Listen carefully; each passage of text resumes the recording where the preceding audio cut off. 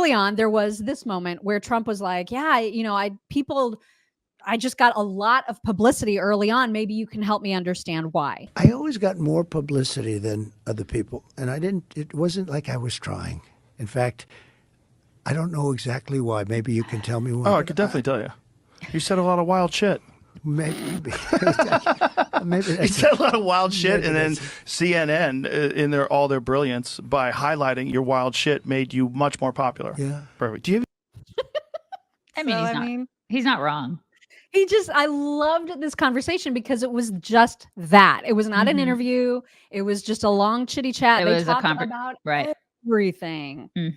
Yeah. Everything. Yeah. He could handle it I think that's the point. Whereas I know that Greg guy was saying that he came across as a narcissist. I just don't see it like that. I didn't see it. I haven't watched the whole thing, but I did not see that at all. And so reading that email before watching it, I was like, oh, because I'm always a critic of Trump when I feel like he rambles and doesn't do well. Totally. Right. And so I was all prepared to just think it was awful. And I didn't think that at all. At all. And the low energy thing, I think when you're in a position where you're interviewing in that intimate of a setting, you tend to kind of you get into this mode where you're calm. Right. We kind of did that with Glenn Beck. It was very dark in there. It was like, you know what I mean? Like the whole vibe was totally different.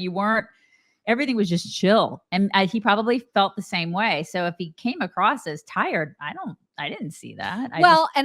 You know what, there might be, I bet it's different to listen to it than it is to see it, because maybe listening to it, he did sound tired, but when you see him, he's clearly not. Like, he's a great point. Totally fine. So I would absolutely recommend, if you haven't listened or watched, definitely watch it, because you can get so much out of body language and just the eye contact and all that stuff.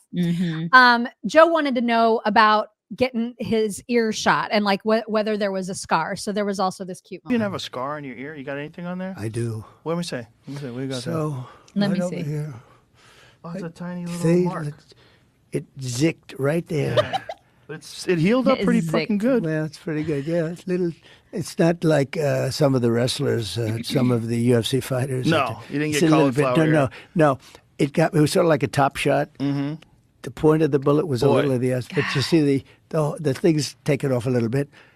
But it makes me a tougher guy. It makes him a tougher guy. It does. #zicked.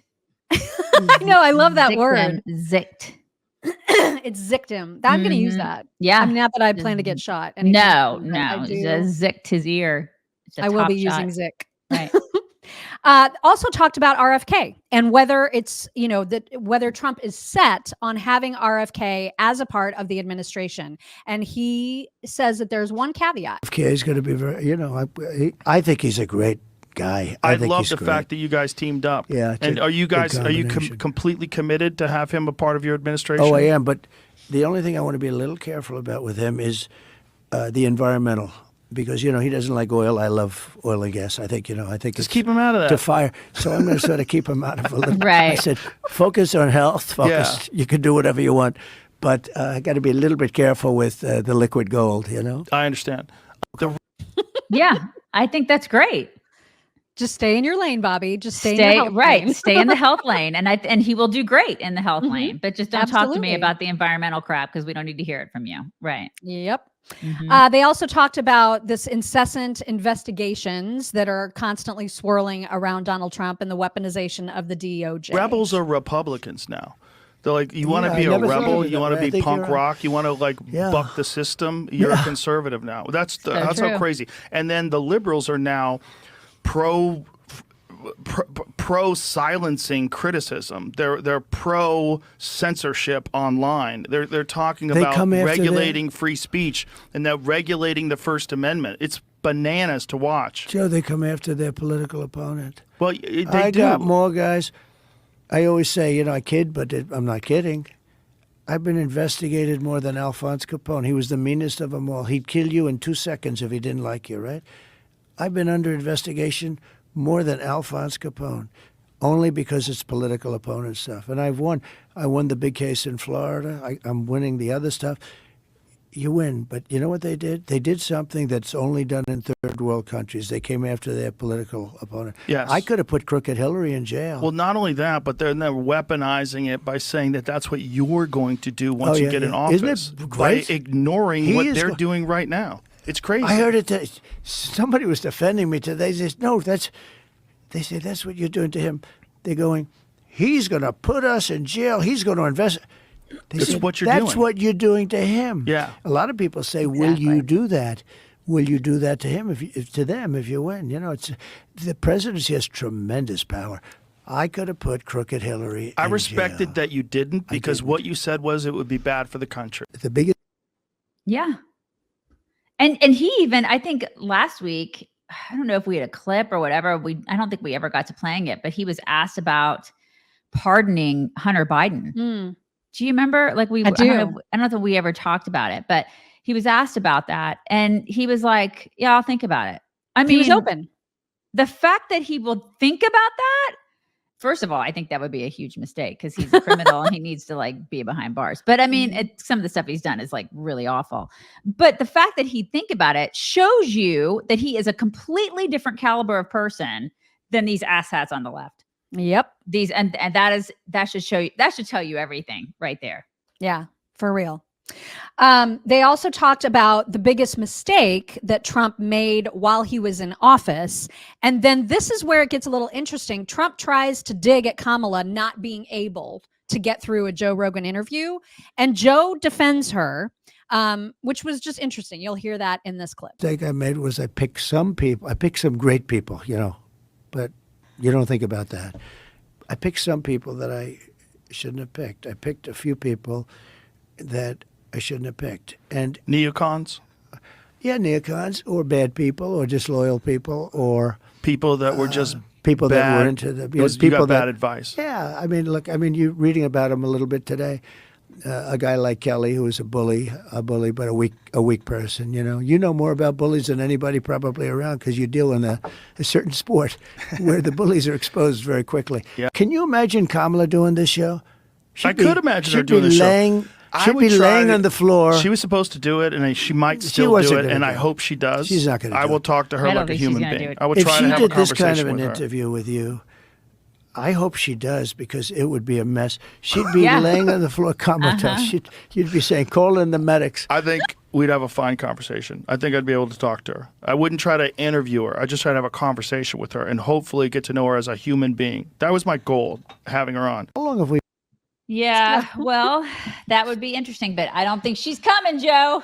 I don't know. He does mention it again, and we'll get to that in just a second. But first, at the end of their 3-hour marathon interview, they were wrapping things up, and Trump wanted to know, like, how long have we been talking? We've been talking. A long time. Let's go. Probably like 3 hours. I got to make a speech. Right. But we'll do it again. I want to do it again with you. Okay. You are something. I said, how long will this last? Anywhere from an hour to 3 or 4 hours. How long we do, Jamie? 3 hours. Oh my God. Well, we'll do it again. I thought it was great. I think it was great. It was a lot of fun. You are a fascinating guy, and you've done a great job. Thank you very much. I'm a big fan, and thank you very much. It's been an honor. And it's been an honor to have you on as well. I'm going to make a great speech, and I'm going to say, and if I'm a little off tonight, I'm going to blame you. I'm going to say I spoke to this guy for 3 hours. Anyway, it's a great honor to be. Thank you, sir. With you. Thank you. Good luck to you. Thank you very much. Thank you. Appreciate All right. it. Bye, everybody. So then there was the after show where Joe and his team kind of like chit-chat. Yeah, they chit-chat. And this is where the whole Kamala thing got brought up again. So I don't know where this stands. Here's what they said. But after 3 hours, did you have a different impression of him or no? Yeah. Well, I mean, he's a businessman. Bottom line, he likes making deals. That's what it is. Like, that's his whole thing. And he's got this ability to just keep going.